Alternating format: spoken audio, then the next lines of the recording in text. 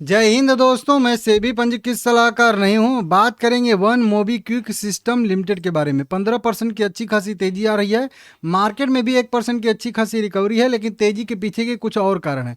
Just अभी अभी 10-15 minute पहले एक न्यूज आई है और उसी न्यूज की वजह से आप लोग यहाँ पे स्वयं देख सकते हो, एक बढ़िया सा मोमेंटम आता हुआ हम लोगों को दिख रहा है। तो चलिए जल्दी से देख लेते हैं कि कौन सी न्यूज है और क्या न्यूज आई है। 1 करोड़ के आसपास इक्विटी से ट्रेड हुए हैं 211 करोड़ रुपए के, और 34-35% का डिलीवरी परसेंटेज है।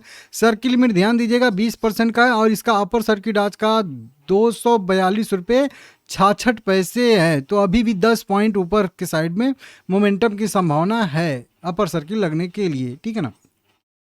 अब देखिए यहाँ पे बात करेंगे तो कंपनी ने जस्ट अभी भी 27 अप्रैल को ये अपडेट दिया है।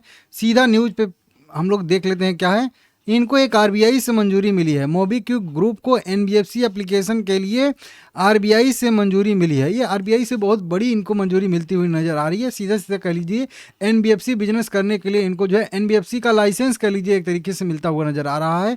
कंपनी कह रही है, कंपनी ने आज कंपनी के नॉन फाइनेंशियल कंपनी मतलब एनबीएफसी लाइसेंस के लिए ग्रुप के एप्लीकेशन को reserve bank of India RBI से मंजूरी दी गई है, जो ग्रुप की फाइनेंशियल सर्विसेज को और बेहतर बनाने की यात्रा में एक अहम पड़ाव है। बताया जा रहा है कि एनबीएफसी लॉन्च से एक नया landing division MobiKwik financial services private limited, ये एक नई कंपनी ये लोग बनाएंगे जो पूर्ण स्वामित्व वाली सहायक कंपनी इनकी रहने वाली है, जो इसकी रेगुलेटरी लैंडिंग क्षमताओं को बढ़ाने, नए क्रेडिट प्रोडक्ट लॉन्च करने, डिजाइन करने, ज़्यादा कुशलता, कंट्रोल और ज़्यादा कंज्यूमर और मर्चेंट को सर्विस देने में मदद करेगी।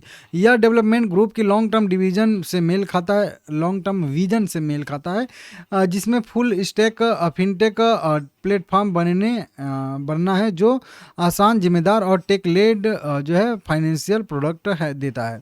मतलब इनका कंपनी है कि आगे आने वाले में फुल जो है एक फिनटेक कंपनी के तौर पे कंपनी बनना चाहती है, एक वैलेट से ऊपर उठ के।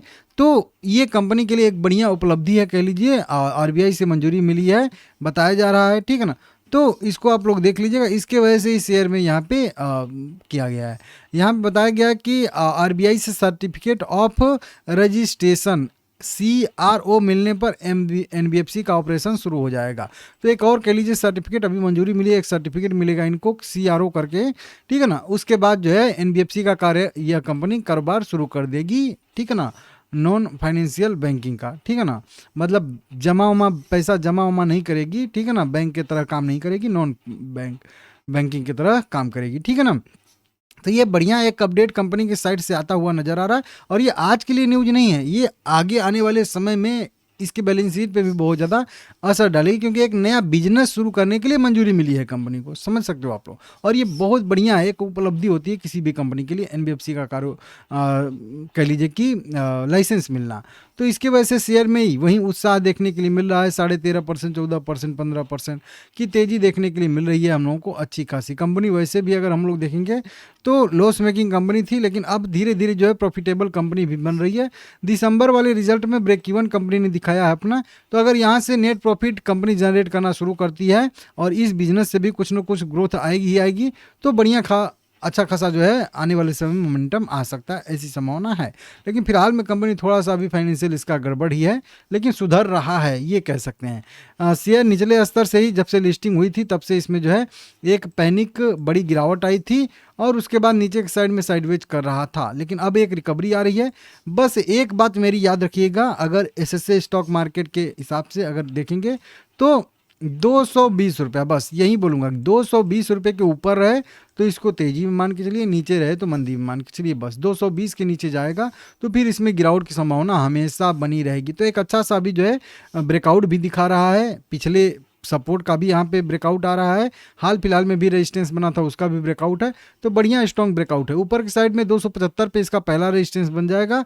हालांकि यहाँ तो एक रेंज ही बनेगा ऐसे करके, ठीक है ना, लेकिन इसको मैं बाद में आप लोगों को समझाऊंगा। वीडियो को आप लोग लाइक करके चैनल को सब्सक्राइब करिएगा। लॉन्ग टर्म के टारगेट की बात करेंगे तो 375 रुपये का इसका लॉन्ग टर्म का टारगेट रह सकता है।